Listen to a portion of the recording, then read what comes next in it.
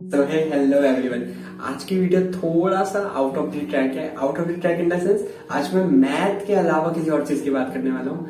Actually हुआ क्या था, जब मैं ऑफलाइन पढ़ा रहा था तो वन ऑफ माय स्टूडेंट उसने बोला कि भैया रैंडमली उसने बोला भैया इंग्लिश के अनसिन पैसेज में बड़ी दिक्कतें होती है, पता ही नहीं चलता कि उसमें कैसे क्वेश्चन के आंसर्स थे। मेरा तो आधा एक घंटा उस अनसिन पैसेज को सॉल्व करने में लग गया था। एंड देन मैंने उसको उसका सॉल्यूशन बताया। मेरे माइंड में क्लिक हुआ, यार ये प्रॉब्लम तो बहुत सारे बच्चों की होगी, तो क्यों ना आप लोगों के साथ भी वो चीज शेयर किया जाए। मैं भी जो भी चीजें बताऊंगा बहुतों को पता होगी, लेकिन काफी होंगे जिनको नहीं पता होगी। तो होता क्या है, अनसिन पैसेज में ना मोस्ट ऑफ द टाइम हम लोग शुरू करते हैं स्टार्टिंग से। अनसिन पैसेज चलो पढ़ना शुरू करो, लेकिन यार ये राइट अप्रोच नहीं है अनसिन पैसेज का। आपको पूरी कहानी की जरूरत नहीं है। पूरे 2.5 घंटे की पिक्चर में एक मॉरल ऑफ द स्टोरी होती है ना, बस उसी मॉरल ऑफ द स्टोरी को आगे लेके जाना होता है हमें, मतलब उसको ही याद रखना होता है। In the same sense unseen passage में राम श्याम का भाई था, बहन था, हमें मतलब नहीं है उन सबसे।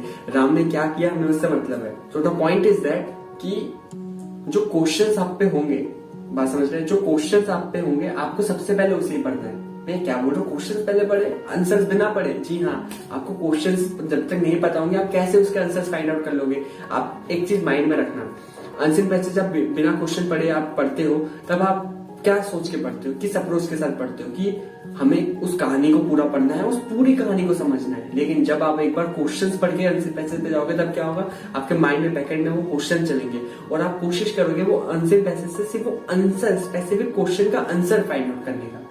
इससे क्या क्या फायदा, पहला फायदा आपका टाइम बचेगा, आपको पूरी कहानी को बहुत थरली पढ़ने की जरूरत नहीं है। दूसरा फायदा, आप टू द पॉइंट रह पाओगे, आप इधर उधर की चीजें माइंड में नहीं रखोगे, आपको दिमाग में बाकी चीजें चलाने की जरूरत नहीं है। तीसरा फायदा, पूरी कहानी का रेलेवेंस या पूरी कहानी को आपको याद रखने की जरूरत नहीं है। आपको जो क्वेश्चंस है उनके आंसर्स मिले, बात खत्म। नेक्स्ट पार्ट पे अगला क्वेश्चन, उसके आंसर्स खोजेंगे।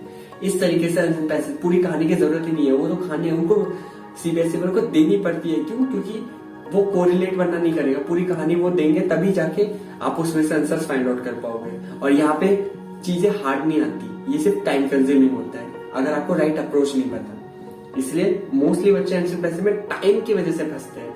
अनसिन पैसेज हो जाता है उनका, लेकिन उसमें जो एक लिमिटेड टाइम होना चाहिए उससे ज्यादा वो टाइम ले लेते हैं। एंड तभी बाकी क्वेश्चन जो उन्हें आते हैं जिसमें कम टाइम लगता है या जो चीज उन्हें करेक्ट आती थी, उन सब में वो थोड़ा सा प्रॉब्लम में फंसते हैं।